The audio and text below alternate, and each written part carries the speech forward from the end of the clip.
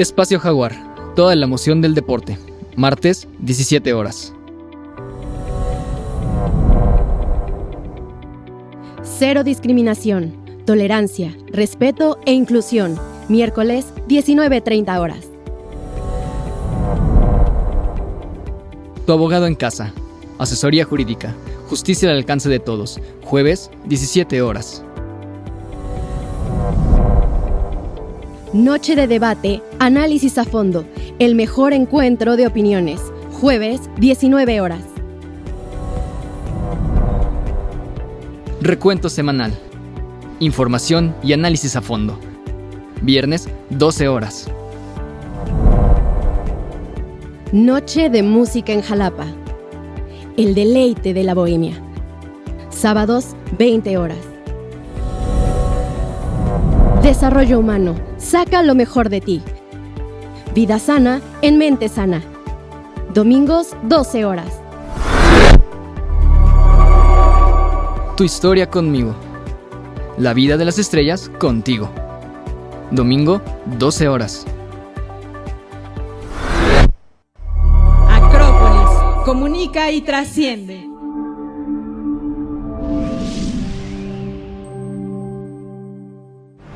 Hola, ¿qué tal? Qué gusto saludarlos. Hoy viernes 9 de septiembre, una emisión más de Recuento Semanal. Le doy la más cordial bienvenida a esta emisión, donde tendremos varios temas que, como usted sabe, pues son los relevantes de la semana. Desde luego, recuperaremos el cuarto informe de gobierno del presidente López Obrador y bueno, pues el gran debate que hay en torno a los resultados que presentó el primer mandatario. Hablaremos de un suceso que tuvo lugar en Argentina, pero que nos pone ahí temas para la reflexión, el atentado que sufrió la vicepresidenta.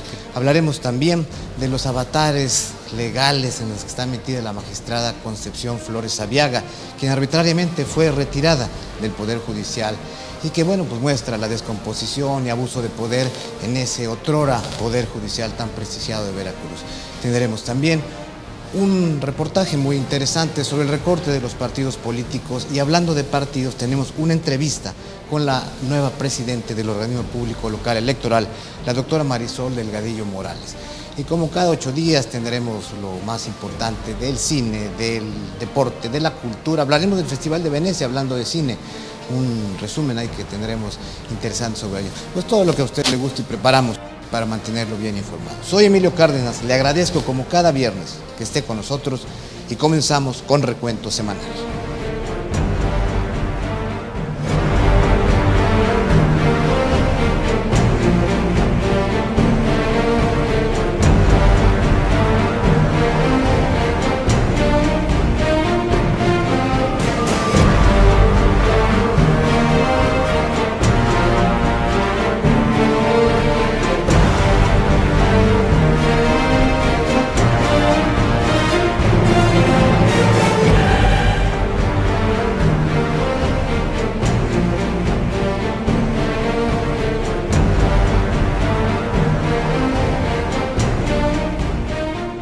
Pues les doy la más cordial bienvenida de nuevo a esta emisión del 9 de septiembre de Recuento Semanal. Y al inicio del programa le platicaba que íbamos a abordar un tema interesante que ocurrió en Argentina, pero que tiene cuestiones que son importantes y es un espejo en el que nos tenemos que ver. Me refiero al intento de asesinato de la actual vicepresidenta y expresidenta durante 8 años, del año 2007 al 2015, de Argentina. Y que este hecho violento ocupa buena parte de los espacios de los medios de comunicación, de las conversaciones, del debate público pues en aquella nación. Lo que sabemos es que Cristina Fernández de Kirchner, como todos pudimos verlo, sufrió un intento de asesinato que tendría su origen en la profunda polarización política y los discursos de odio de la extrema derecha que inundan el debate político y las redes sociales en aquel país. Como recordaremos, un atacante armado intentó disparar a la vicepresidenta de Argentina, Cristina Fernández de Kirchner, cuando la funcionaria saludaba a simpatizantes en los alrededores de su domicilio en Buenos Aires. Kirchner no resultó herida, pues el arma que estaba cargada no funcionó, según dijeron las autoridades. Una escena impresionante donde así a quemarropa tenía el tiro el atacante. Un increíble error hizo que la bala no saliera. Bueno, pues algo milagroso que salvó la vida de Cristina Fernández de Kirchner y además salvó el precario equilibrio de una sociedad que vive en constante tensión como la sociedad argentina. Lo invito a que veamos el siguiente trabajo sobre este tema que preparó nuestra compañera Amber Reyes y que nos invita, como le he dicho, a vernos en ese espejo, en el espejo de la polarización y los discursos de odio que siempre engendran violencia. Ojo, porque México también vive un entorno similar. Vamos a ver este reportaje. El atentado que sufrió hace unos días Cristina Fernández de Kirchner, vicepresidenta de Argentina, evidentemente no fue un hecho aislado, sino que es una consecuencia de la tensión política y la crisis económica que se vive en ese país y de la polarización que se ha intensificado en las 2 últimas semanas. Es importante recordar que Cristina está acusada de defraudar al Estado cuando fue presidenta, supuestamente mediante el direccionamiento de contratos millonarios de obras viales, por lo que el pasado 22 de agosto la Fiscalía solicitó que enfrente una condena de 12 años de prisión y la inhabilitación perpetua para ejercer cargos públicos. Fernández de Kirchner asegura que esta acusación no tiene fundamentos y se trata de una persecución política contra ella y del proyecto político que representa. Después de ello, sus simpatizantes mantienen una manifestación permanente a las afueras de su casa, ubicada en la capital argentina, la cual está gobernada por el opositor Horacio Rodríguez, posible candidato en las elecciones presidenciales del 2023 y quien decidió poner vallas para impedir el acceso a los manifestantes, lo que terminó por generar más tensión. El punto más álgido hasta ahora fue el pasado 1 de septiembre, cuando la vicepresidenta llegaba a su casa y Fernando Andrés Sabac Montiel le apuntó en la frente con una pistola Versa calibre .32. Gatilló, pero no salió el tiro. El atacante, quien fue detenido de forma inmediata, tiene 35 años, es brasileño y cuenta con antecedentes por portación de armas. Algunos de los tatuajes que marcan su piel hacen clara alusión a detalles neonazis, lo que podría hacer visible una ideología de odio, mientras que en sus redes sociales seguía a grupos radicalizados. Incluso hay quienes relacionan la fecha del atentado con el 1 de septiembre de 1939, día en que Hitler lanzó la invasión a Polonia, lo que marcó el inicio de la Segunda Guerra Mundial. Después de este acontecimiento, líderes de todo el mundo condenaron lo sucedido. Michelle Bachelet, alta comisionada de la ONU para los Derechos Humanos, solicitó que se esclarezca el caso y pidió que se regrese a la calma en Argentina mediante el diálogo. Calma que se ve complicado restablecer, debido a la polarización y al discurso de odio que ha imperado en lo político, en lo judicial y en lo mediático. El contexto de todo esto es la vulnerabilidad social que va en aumento, aunado a la aceleración de la inflación, una de las peores del mundo. Datos alarmantes son, por ejemplo, que casi el 40% de los argentinos son pobres o que 1/3 de los trabajadores viven por debajo del nivel de pobreza, lo que ha llevado a que el 45% de la población necesite ayuda del Estado para sobrevivir. Esta severa crisis económica ha aumentado la sensibilidad social, provocando marchas y protestas casi diarias que ocasionan caos vial y terminan por hacer más ríspido el ambiente en la nación sureña. El presidente Andrés Manuel López Obrador rindió su 4º informe de gobierno el pasado 1 de septiembre. Desde que asumió la presidencia en el año 2018, el mandatario ha ofrecido informes cada 3 meses en los que ha dado a conocer avances de su gobierno. Pero el que se realiza cada 1 de septiembre es, desde luego, y probablemente el más importante debido a que los presidentes de la época reciente rinden todos cuentas en esta fecha y así estamos acostumbrados los mexicanos. López Obrador presumió múltiples logros a lo largo de su administración, donde destacó el ahorro del erario federal en virtud de su política de combate a la corrupción y la austeridad republicana en la que tiene sometida a la administración federal. Y Obviamente sus críticos cuestionaron lo dicho por el mandatario, pues como es lógico, y las cuentas entregadas han sido en los días que corren motivo de un gran debate y de muchos análisis. Pero para tener la panorámica de lo que le platico, le invito a ver el reporte que hizo nuestra compañera, que nos tiene Marisa Carreño, sobre este 4º informe del presidente de México. En marco de su cuarto informe de gobierno, el presidente de México, Andrés Manuel López Obrador, dio a conocer los resultados de su gestión en materia de seguridad, economía y política interna, y dejó entrever los grandes pendientes que aún le quedan a 2 años de finalizar su sexenio. En primera instancia mencionó que el poder político ya no se encuentra beneficiando a una misma clase social, sino que ahora existe la democracia, priorizando a los pobres. El tema de la corrupción fue su segunda mención, pues de acuerdo al mandatario, esta ya no se tolera ni se queda impune. En esta misma línea, mencionó que se terminarán los privilegios fiscales. En uno de sus principales lemas, refrendó su política de austeridad, que a su decir no existen los lujos en su gabinete y que los funcionarios actúan eficazmente. Aunque no es parte de un resultado específico, mencionó que el país está recobrando relevancia a nivel mundial. Asimismo, destacó los siguientes logros. El gobierno eliminó su figura como violador de los derechos humanos. El salario mínimo tuvo un aumento. La remuneración económica ha sido más equitativa tras el reparto de utilidades e implementación de programas del bienestar. Se reconocieron avances significativos en pensión para adultos mayores, apoyo universal a discapacitados y asignación de becas para estudiantes de bajos recursos. El rubro de la educación y de salud serán descentralizados para servir a toda la comunidad.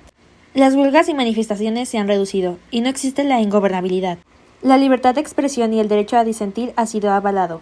Su administración no es partícipe de fraudes electorales. Tanto la Fiscalía General de la República como el Poder Legislativo y Judicial se manejan con autonomía. La moneda mexicana no se ha devaluado. Banco de México incrementa reservas en un 14%. Existe libertad de culto, así como un país laico. Temas como la seguridad pública, la inflación y el sistema de salud han sido considerados por la mayoría de la población como los principales problemas del país, que siguen arrastrando sus ineficiencias desde hace varios años y no se ha logrado una mejora significativa. Si bien es cierto que el país ha presentado una ligera recuperación económica, tomando en cuenta los estragos que generó mundialmente la pandemia, esto no ha sido suficiente para regresar a los niveles anteriores.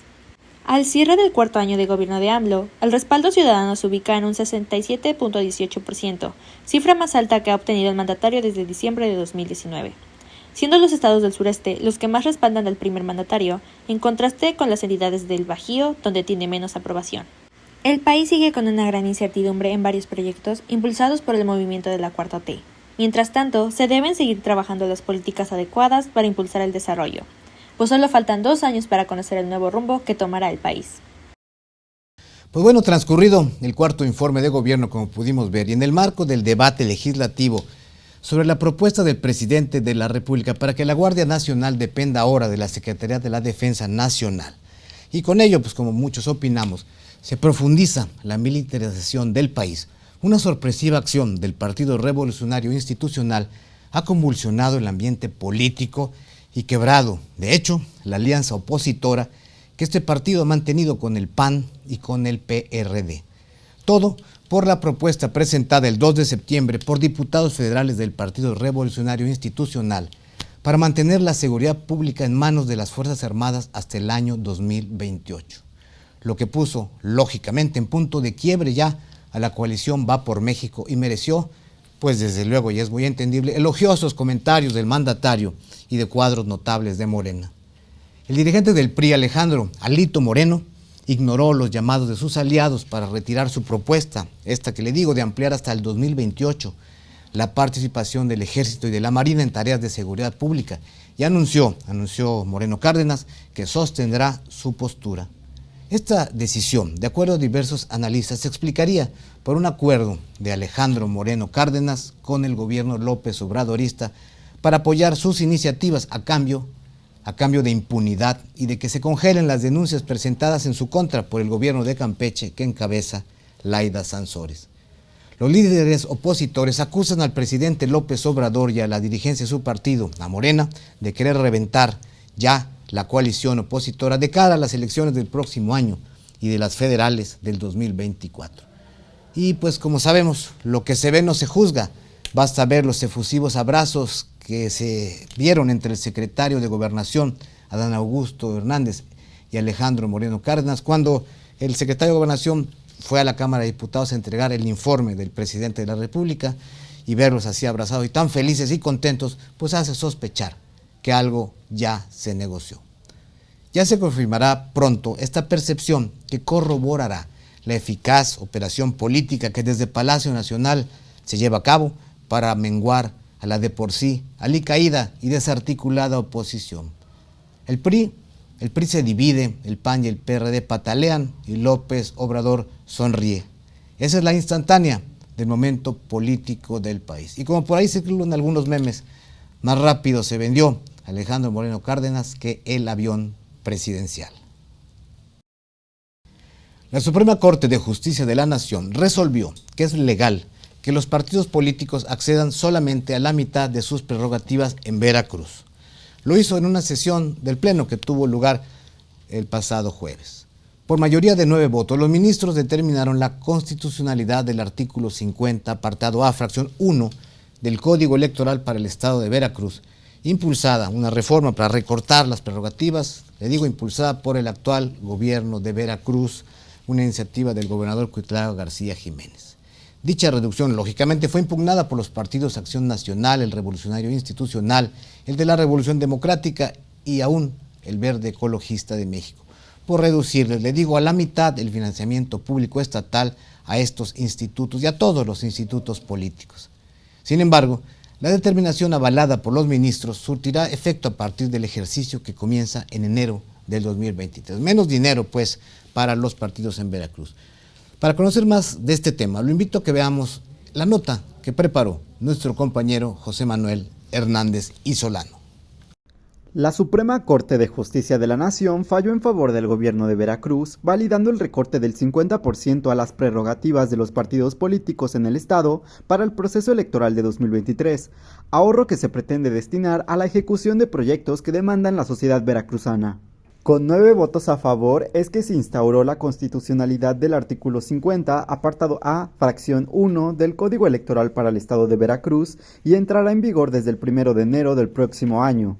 La reforma propuesta por el mandatario estatal Cuitlagua García Jiménez establece que se fijarán anualmente los destinos económicos por la Ley General de Partidos Políticos, a través de un ajuste multiplicado por el total de ciudadanos inscritos en el padrón electoral de la entidad. Fue el pasado 17 de diciembre cuando se aprobó, con 31 votos a favor, el dictamen de la Comisión Permanente de Organización Política y Procesos Electorales, a partir de la propuesta del gobernador, la cual fue impugnada por el PRI, PAN, PRD, PT y Verde Ecologista, tras valorar que era inconstitucional y que se violentaba la veda electoral, además de considerar que la observación interpuesta vulneraba los recursos de la comunidad. No obstante, esto sirvió de poco, pues la Suprema Corte desechó por improcedentes los recursos presentados por estos institutos políticos. Al respecto, el diputado morenista Juan Javier Gómez Casarín celebró el fallo, destacando que esto es un triunfo del pueblo, pues serán casi 500 millones de pesos los que serán destinados en beneficio de la comunidad, principalmente en materia de educación, salud, fuentes de trabajo, seguridad e infraestructura de comunicación. Hay que recordar que desde 2007 el financiamiento público para actividades ordinarias se distribuye de la siguiente manera: el 30% de forma igualitaria, mientras que el resto se determina de acuerdo al porcentaje recibido en votos en los comicios del año anterior. La cantidad de dinero que distribuye el gobierno en cada estado es diferente. En Veracruz, los partidos políticos tenían presupuestado recibir este año 389 millones de pesos, así que considerando esta iniciativa, estarían recibiendo menos de 200 millones de pesos. De manera paralela, el Organismo Público Electoral de Veracruz oficializó la pérdida de registro de los siguientes 4 partidos regionales: Podemos, Partido Cardenista, Todos por Veracruz y Unidad Ciudadana, recordando que dichas dirigencias no alcanzaron el 3% del total de la votación en los comicios de 2021. El tema sobre la eliminación en su totalidad del financiamiento público para actividades ordinarias a nivel nacional sigue en debate, pues muchos siguen convencidos de que esta vía solo genera corrupción y dependencias que siguen alimentando burocracias partidistas, que en realidad no se utilizan para los fines planteados. Mientras tanto, a nivel nacional sigue en discusión la propuesta de reforma electoral del presidente Andrés Manuel López Obrador, cuestionando el daño o el beneficio que podría traer esta iniciativa, que entre otros rasgos pretende eliminar los organismos públicos locales electorales. La magistrada Concepción Flores Aviaga, en conjunto con 12 jueces de Veracruz, han interpuesto un amparo ante la Corte Interamericana de Derechos Humanos para solicitar la restitución en sus cargos y denunciar la violación a sus derechos laborales luego de que la presidenta del Poder Judicial los retirara de sus funciones sin mayor explicación. La titular del Poder Judicial de Veracruz, Isabel Romero, quien recibió, y le recuerdo esto es importante, una dispensa de ley por parte del Congreso de Veracruz por haber llegado ya a la edad de 70 años, edad en la que, de acuerdo con la ley, debía retirarse de la magistratura, pues ella, que tuvo esta dispensa, ordenó a la magistrada Concepción Flores Aviaga dejar su oficina al aplicarle a la magistrada Conchita, ella sí, el retiro forzoso por llegar a los 70 años de edad. Y fue obligada a desalojar sus oficinas en la sede del Poder Judicial, lo que desde luego fue una arbitrariedad que la magistrada Flores Aviaga está combatiendo legalmente. Un caso que, como veremos en la siguiente nota, ilustra la descomposición y la crisis de credibilidad que vive el Poder Judicial de Veracruz. Veamos, para entender un poco más, el trabajo que preparó nuestra compañera Magdalena Ruperto sobre este lamentable suceso allá en el Palacio de Justicia de nuestra entidad. Luego de que se le aplicó el retiro forzoso, Concepción Flores Aviaga, magistrada del Poder Judicial del Estado, buscará llegar hasta las últimas consecuencias para lograr no solo que se le reinstale en su puesto, sino que se sancione a las personas involucradas en la toma de esta decisión. Actualmente, ella cuenta con 3 amparos y prevé acudir a todas las instancias federales, incluso a la Corte Interamericana de Derechos Humanos, por presuntas violaciones a sus derechos humanos. Y es que, con más de 24 años al servicio del Poder Judicial, consideró denigrante que el pasado 22 de agosto, cuando llegó a su puesto de trabajo, encontró un oficio pegado en la puerta de su oficina anunciándole que debía desalojar, pues había llegado a los 70 años, edad máxima para ser magistrado. En más de una ocasión ha indicado que dejó el cargo bajo protesta, toda vez que en el año 2000 en 2 ocasiones fue ratificada en el cargo de magistrada, alcanzando así la categoría de inamovible, de conformidad con la Constitución vigente en 1997, cuando ella fue nombrada, que señalaban que una vez ratificado un magistrado, en su nombramiento alcanzaba la mencionada inamovilidad. Contrario a su caso, a la presidenta del Poder Judicial, Isabel Romero Cruz, el Congreso le otorgó una dispensa para terminar su cargo hasta noviembre de este año, aun y cuando en abril llegó a los 70 años de edad, por lo que considera que quieren obligarla a dejar el cargo para darle la plaza a una persona sin experiencia y o recomendada desde el Palacio de Gobierno o desde el Congreso del Estado, sin que exista la posibilidad de que le den la oportunidad a quienes tienen carrera judicial. Es preciso destacar que Flores Aviaga fue una de las principales impulsoras para que Isabel Romero llegara a la presidencia. Sin embargo, ha reconocido que fue una gran equivocación, pues la titular no tiene la capacidad, por ejemplo, del manejo del presupuesto, además que ha sido exhibida por recibir órdenes del Poder Ejecutivo y Legislativo. Cuando Concepción reveló presuntos malos manejos financieros al interior del tribunal, comenzó a ser marginada hasta que llegó el momento de ser removida del cargo. Hoy, de nueva cuenta, recomienda a los proveedores que denuncien los procedimientos ilegales que se están ejecutando desde la presidencia de este poder, a la hora de asignar contratos a empresas de reciente creación, y acusó que no existe la transparencia, toda vez que no se publican los nombramientos de gente allegada a la presidenta, y que en algunos casos se trata de personas que ganan como magistrados y ni siquiera cuentan con el perfil adecuado. Pues como hemos visto, pues es un caso ahí muy polémico, pero que muestra sin duda abuso de poder. Y déjeme decirle también que la magistrada Concepción Flores Aviaga ha estado envuelta en polémica desde hace meses, cuando fue retirada de su cargo como presidenta de la 8ª Sala del Tribunal Superior de Justicia, en cuyo caso, ante este retiro, tuvo una suspensión de parte de un juez federal para ser reinstalada en su cargo, lo que evidentemente no sucedió. Las circunstancias adversas que enfrenta y la lucha que ha dado la magistrada Concepción Flores Aviaga se explicarían además porque ella ha ventilado presuntos malos manejos financieros en la judicatura. De hecho, ha recomendado a los representantes de empresas y a los proveedores del Poder Judicial que denuncien y objeten los procedimientos ilegales en los que se está incurriéndose allá, en la asignación de contratos millonarios a empresas que ella llama fantasmas o empresas de reciente creación vinculadas a funcionarios gubernamentales. Desde la presidencia del Poder Judicial del Estado de Veracruz, así como desde la Dirección General de Administración, desde luego se estaría operando toda esta cuestión que denuncia lo que presuntamente habrán de investigarse y que dice la magistrada Flores Aviaga que es lo que está dañando al Poder Judicial. Y pues eso le generó ya un ambiente totalmente adverso. Pero otro caso que ilustra lo que sucede en el Palacio de Justicia de Veracruz es la negativa a reinstalar al periodista Gustavo Cadena Matei, quien fue cesado injustamente por el expresidente del Tribunal Superior de Justicia, Edel Álvarez Peña, y luego de 5 años de haber presentado una demanda, gana un juicio laboral y que obliga a que sea reinstalado en su cargo. Pero ¿sabe qué pasa? Se niega la presidenta del Poder Judicial a hacerlo, a acatar una determinación del Tribunal Laboral en la materia. La injusticia, pues, en la sede de quienes deben impartirla. Así está la situación en el otrora prestigiado Poder Judicial de Veracruz. Vamos a un corte y regresamos muy rápido aquí a Recuento Semanal.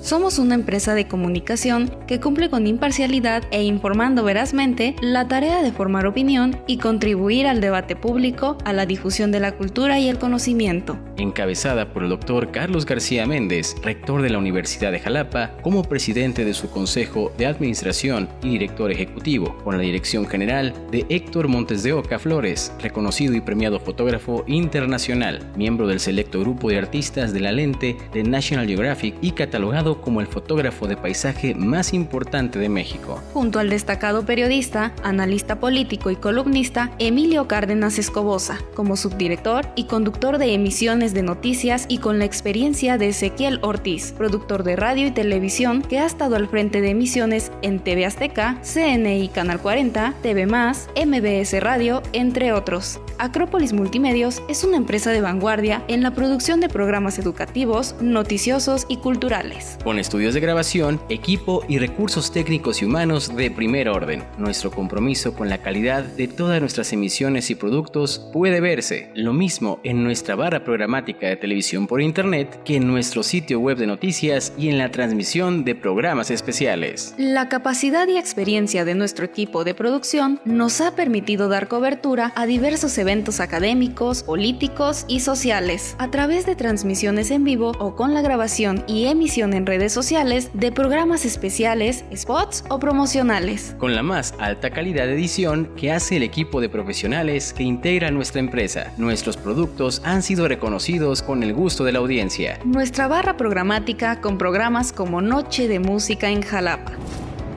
Noche de Debate, Recuento Semanal, Tu Abogado en Casa, Cero Discriminación, Charla entre Amigos, Espacio Jaguar, Desarrollo Humano y Tu Historia Conmigo alcanzan un total de vistas y reproducciones que superan el 1,5 millones de impactos entre los cibernautas.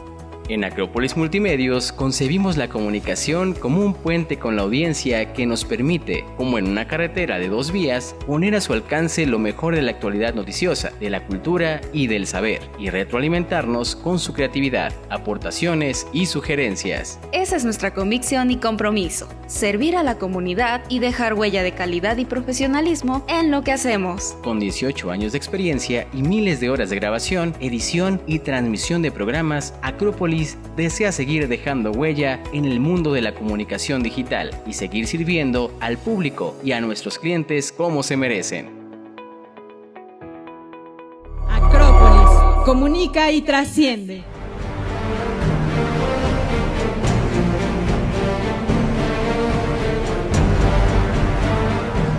En nuestra sección Breves de la Universidad de Jalapa, el rector de la institución, el doctor Carlos García Méndez, nos va a platicar sobre algunas de las actividades a realizarse con motivo de los 30 años de esta institución educativa. Además, conoceremos más de la muestra fílmica 2022 de la Escuela Nacional de Artes Cinematográficas, de la que nuestra universidad es sede. Vamos a ver nuestra sección Breves de la Universidad de Jalapa. La Universidad de Jalapa realiza una serie de actividades artísticas, culturales, académicas y deportivas para conmemorar 3 décadas de haber sido fundada por el doctor Carlos García Méndez, el doctor Rubén Pabello Rojas, la señora Sosa Carmen de Pabello y la doctora Isabel Soberano de la Cruz. Al respecto, tuvimos la oportunidad de hablar con nuestra máxima autoridad, el doctor Carlos García Méndez. Vamos a tener conferencias internacionales donde van a participar gente de España, gente de Argentina, Perú, Centro y Sudamérica y de la República.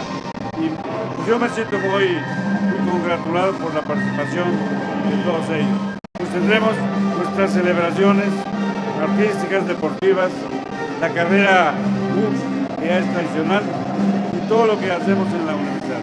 Quiero agradecer a toda la comunidad de Jalapa, de Veracruz y de México por su preferencia, porque gracias a ellos hemos podido subsistir, crecer y ser una universidad que se pondera ya en México y en Centro y Sudamérica y en España.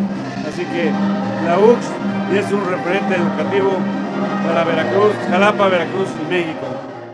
Asimismo, estamos muy contentos de que la Universidad Nacional Autónoma de México haya elegido como una de las sedes en Jalapa para la muestra fílmica de la Escuela Nacional de Artes Cinematográficas, ENAC 2022.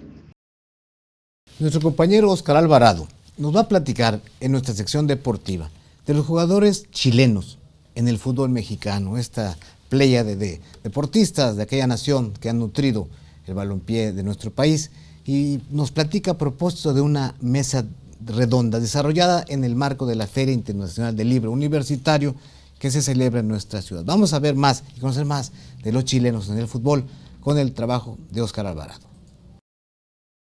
Este año, la Feria Internacional del Libro Universitario tiene como país invitado a Chile, y es importante mencionar que entre sus más de 300 actividades no solo se ha hablado de libros y escritores, sino el pasado fin de semana el fútbol fue el protagonista. El foro Miguel Vélez Acero, en la Casa del Lago, fue el escenario ideal donde Agustín del Moral Tejeda, Edgar Onofre y Antulio García González, los tres expertos en el fútbol, llevaron a cabo el conversatorio Chilenos en el fútbol mexicano. A lo largo de 50 minutos, hablaron sobre cómo los futbolistas chilenos, a través de su juego vertical y explosivo, cambiaron el estilo de la liga entre las décadas de los 80 y 90.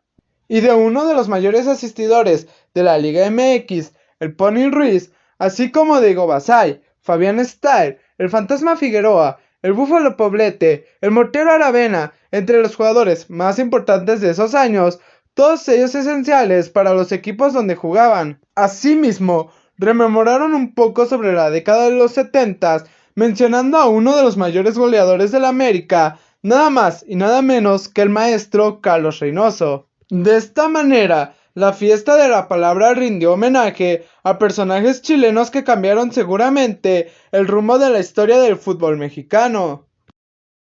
En nuestra sección de Ciencia y Tecnología, nuestro compañero Christopher Olmos nos presenta un trabajo sobre la Facultad de Matemáticas de la Universidad Veracruzana, que cumplió 60 años y que se recordó en el marco también de una mesa redonda, en el marco de la FILU 2022, que tiene lugar hasta el próximo domingo, aquí en la capital de Veracruz.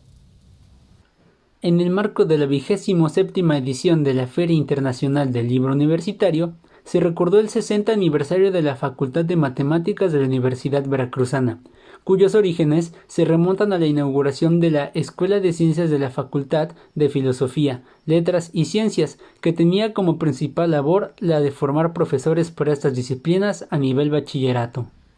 Mediante una conferencia que contó con la presencia de 3 catedráticos de la facultad, Brenda Tapia Santos, Raquel Rufino López Martínez y Josué Ramírez Ortega, todos ellos formados y egresados de la misma, destacaron que las matemáticas son vitales y necesarias para casi todos los procesos humanos, por lo que en la facultad buscan relacionar los números con distintas áreas de la vida e incluso con otras disciplinas, método que ayuda a los estudiantes a dimensionar la importancia de los procesos matemáticos. De tal manera que en esta facultad se llevan a cabo investigaciones relacionadas con otras ramas, como la industria, ingeniería, economía, astronomía, física y los que derivan en ecuaciones diferenciales y algebraicas. resaltaron que como maestros impulsan a sus alumnos al uso de esta ciencia para ayudar a la sociedad a resolver los distintos problemas existentes en la vida. Tan es así que los estudiantes y egresados han contribuido en la elaboración de proyectos agrícolas e industriales, poniendo el ejemplo de trabajos relacionados con el sector cafetalero o una tesis sobre el crecimiento de escarabajos en plantas de aguacate. Para finalizar, mencionaron que la facultad es una gran opción para estudiar, ya que al tener muchos docentes egresados de allí mismo, hay una pasión muy grande por la enseñanza, además de invitar a los alumnos a que no se cierren solo a la docencia, sino que busquen más competencias laborales después de obtener su título. En nuestra sección de cultura, Carly Hernández nos va a platicar de la presentación del libro Artes en Emergencia, Creación, Formación y Supervivencia del Sector Artístico durante la Pandemia, una obra que fue presentada en la Feria Internacional del Libro Universitario de aquí, que se desarrolla en Jalapa, Veracruz. Vamos a ver este interesante reportaje sobre lo que fue el reto que todos sabemos tuvieron los artistas durante el periodo de la pandemia. Vamos a verlo.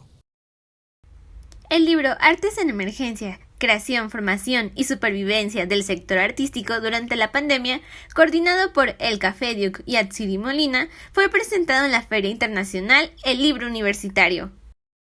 Esta obra digital reúne una serie de trabajos que abonan al estudio de los fenómenos y experiencias observadas en las distintas artes en el marco del encierro debido a la pandemia del COVID-19, específicamente en México, Argentina y España. Este libro digital fue coeditado por Ediciones del Lirio y Editorial Universidad Veracruzana. Se enfoca en las respuestas artísticas que aún en estas circunstancias aportaron nuevas posibilidades al trabajo creativo, a la vez que centra la mirada sobre el incierto y precario estatus del artista y las dificultades que afectaron al gremio artístico, de por sí desprovisto de seguridad laboral. Los 12 artistas que colaboraron explican cómo fue el proceso de adaptar la enseñanza del arte a medios digitales debido a la pandemia que nos tocó vivir.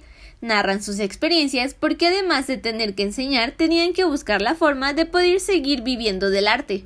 Detallan cómo fue el no tener esa conexión de energía con el público y qué otras formas tuvieron que idear para seguir comunicando el arte, aun y cuando los artistas no tienen el presupuesto para hacer transmisiones en vivos como si lo tuvo la industria del entretenimiento. Finalmente, hay que señalar que el libro se encuentra en PDF y es gratuito. Se puede descargar en la página de la UB, mientras que el libro físico se encontrará disponible en las siguientes 3 semanas y será distribuido por nuestra máxima casa de estudios. La 79ª edición del Festival Internacional de Cine de Venecia se lleva a cabo desde el pasado 31 de agosto y concluirá este 10 de septiembre. La gala se celebra en el Lido de Venecia, en el Palazzo del Cinema, donde se dan cita las producciones más esperadas y, desde luego, las luminarias, los artistas, los que todos seguimos, personajes del séptimo arte. Sobre esta edición del afamado Festival de Venecia nos va a platicar nuestro compañero José Manuel Hernández Isolano en la sección Detrás de Escena. El día de mañana finaliza de manera exitosa la 79ª edición del Festival Internacional de Cine de Venecia, con la proyección de 23 filmes que fueron parte de la selección oficial y otras 72 producciones entre series, cortometrajes y películas fuera de competencia, marcando así el inicio de la próxima temporada de premios. Una de las cintas que despertó mayor controversia y división de opiniones entre la crítica especializada fue Bardo, del director mexicano ganador del Oscar Alejandro González Iñárritu, pues aunque recibió una ovación de 4 minutos, eso no fue suficiente para despegar. Con el término de pretencioso es que calificaron su último trabajo, acusando que el director utilizó de nueva cuenta una valoración excesiva sobre sí mismo, como ocurrió implícitamente en Birdman o El Renacido. Está claro que todos tenemos diferentes opiniones y aún nada está dicho, solo tocará esperar el estreno aquí en México programada en salas mexicanas para el próximo 27 de septiembre, mientras que el 16 de diciembre se podrá disfrutar en Netflix.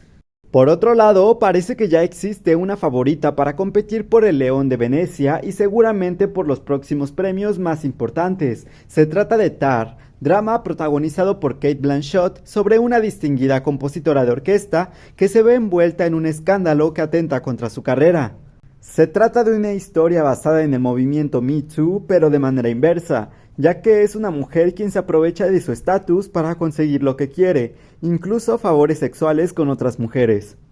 Lo delicado de la trama se destapa cuando se acusa a la protagonista de haber favorecido a una de las integrantes para pertenecer a la orquesta, revelándose toda una serie de videos comprometedores. Un actor que se robó los reflectores fue Brendan Fraser, quien recibió una ovación de 7 minutos por parte de los asistentes, tras finalizar la película que protagoniza La ballena, y cuya dirección está a cargo de Darren Aronofsky. Fraser ha tenido fuertes caídas a lo largo de su carrera, pero ha regresado con un papel exigente por el que tuvo que engordar drásticamente. El actor interpreta a un profesor de inglés que se esconde de sus problemas comiendo en exceso, y con ello desarrolla una obesidad mórbida de 270 kilogramos. Otras películas que se unieron a la conversación fueron Rubia, biopic sobre Marilyn Monroe, Ruido de fondo, historia sobre un evento tóxico en el aire, Bones and All de Luca Guadagnino, el drama político Argentina 1985, Don't Worry Darling, protagonizado por Harry Styles y Florence Pugh, En los márgenes, estelarizada por Penélope Cruz, entre otras cuantas. Mañana conoceremos a la afortunada película que se llevará a casa el anhelado León de Venecia, pero independientemente de cuál resulte ganadora, habrá que ver cada una de ellas. La doctora Marisol Delgadillo Morales rindió protesta el pasado domingo 4 de septiembre como presidente del organismo público local electoral del estado de Veracruz por un periodo de 7 años.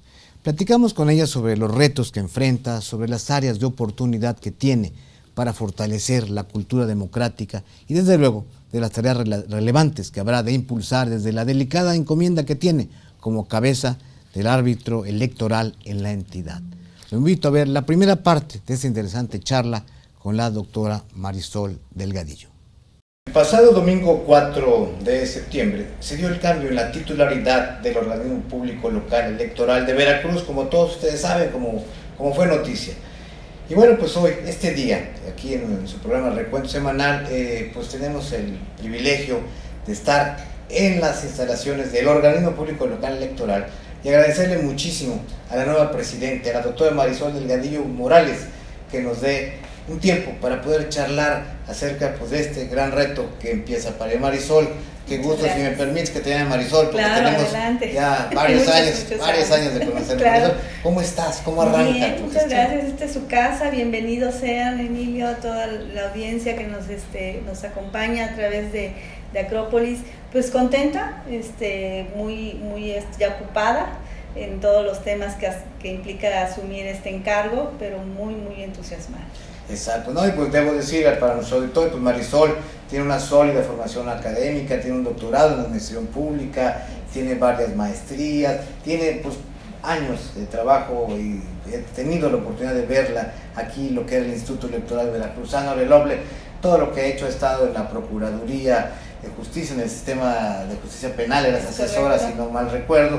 Bueno, una servidora pública con una trayectoria destacada y ahora se sacó la rifa del tigre, nada más y nada menos, que le corresponde presidir el organismo público local electoral de Veracruz en una circunstancia pues un tanto compleja por las posiciones políticas, lo que todos ustedes ya saben.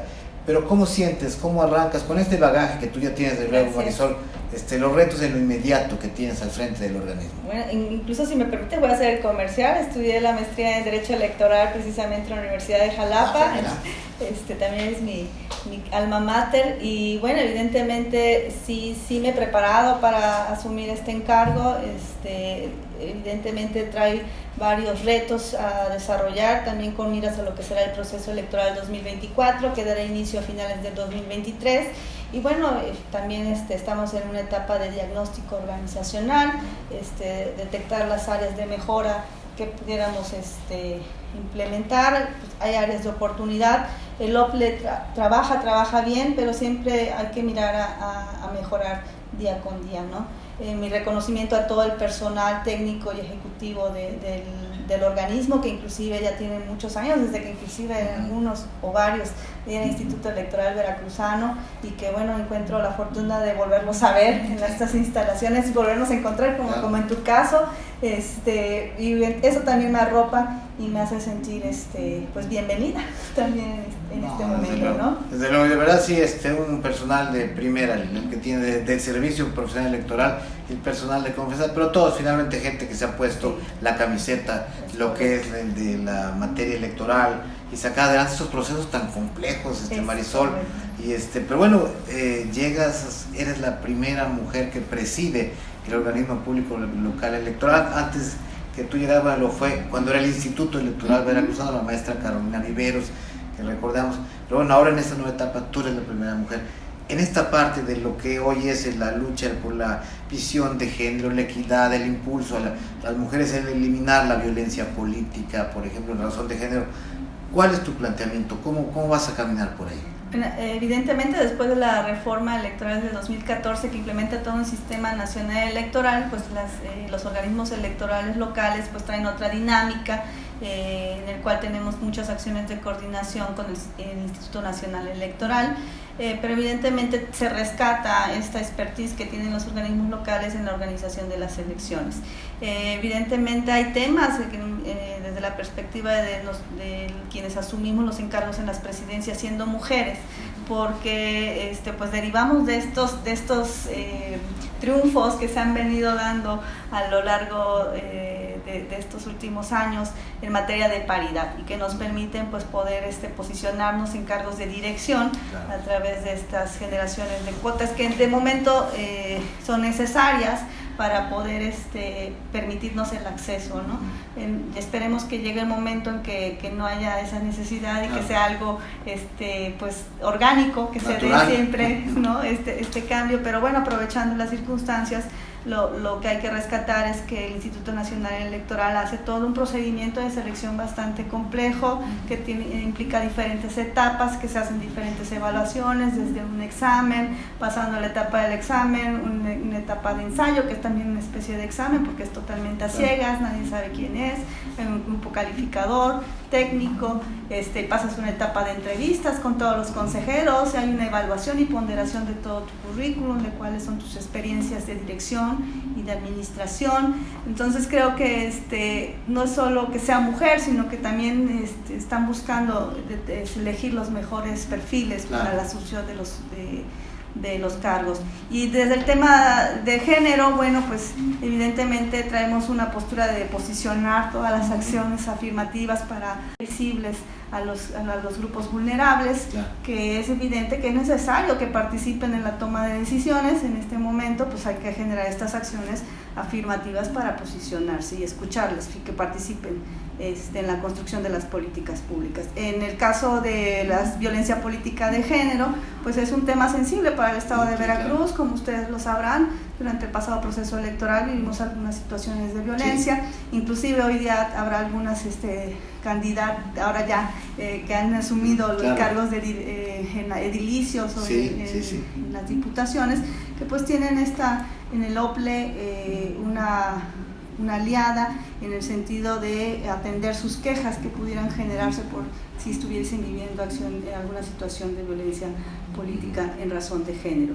Y pues en este sentido es el compromiso con todas ellas, con cada una de ellas, en que encuentran aquí las puertas abiertas para atender cualquier situación que estuvieran viviendo. Que encuentran eco o en una funcionaria, presidente de este organismo, y que porque finalmente, más allá de que es un tema, digamos, en boga o que pueda ser lo políticamente correcto hablar de todo esto, pero finalmente también hay la convicción, como tú dices, que se dé de manera orgánica y natural. Una serie de cuestiones que no tendrían por qué estar reguladas y que no tendrían por qué suceder cuestiones de violencia política de género.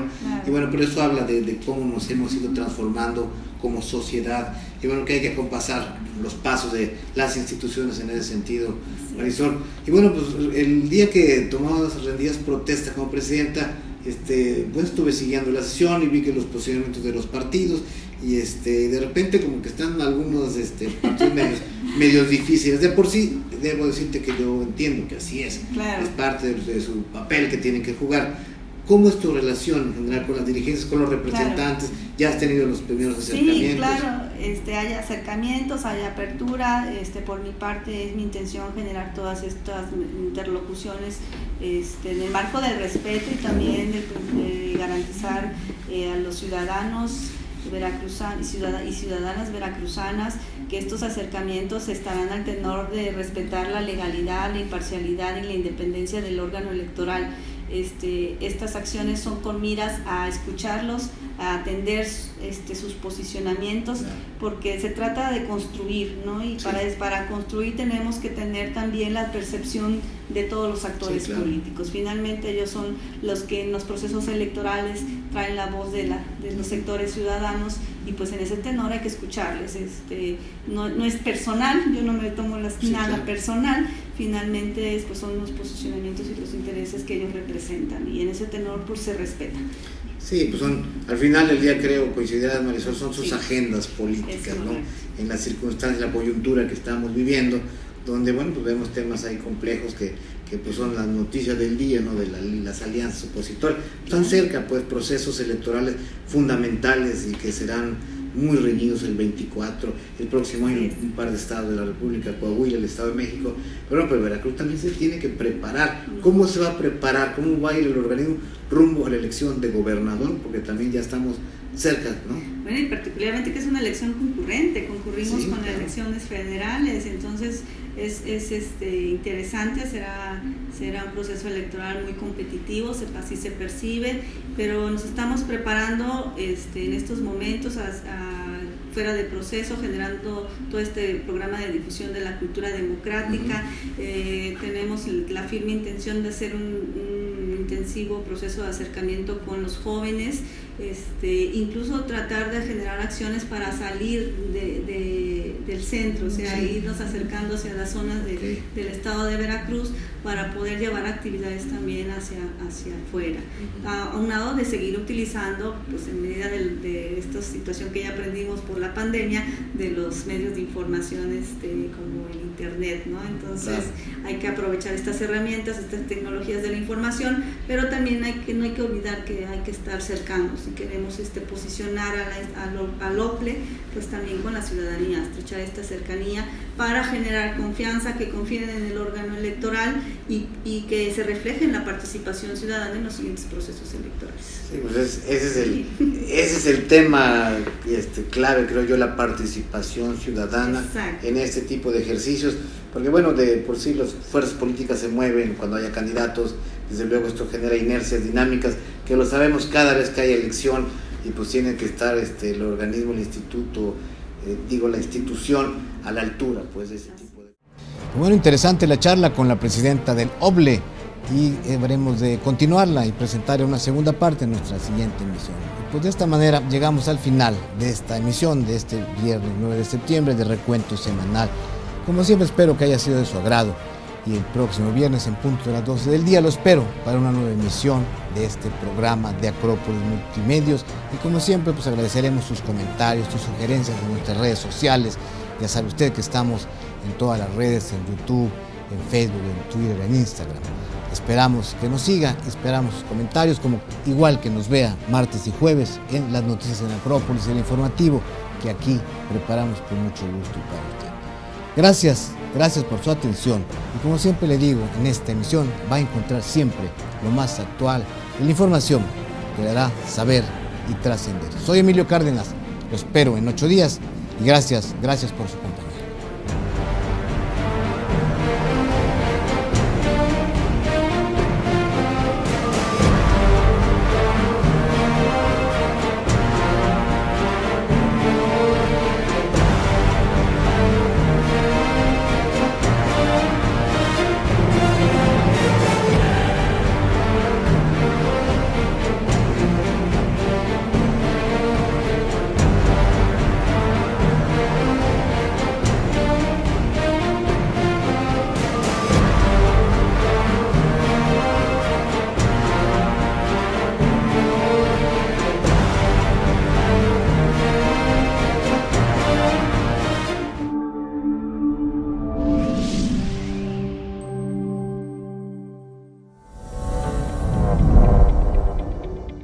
Espacio Jaguar, toda la emoción del deporte.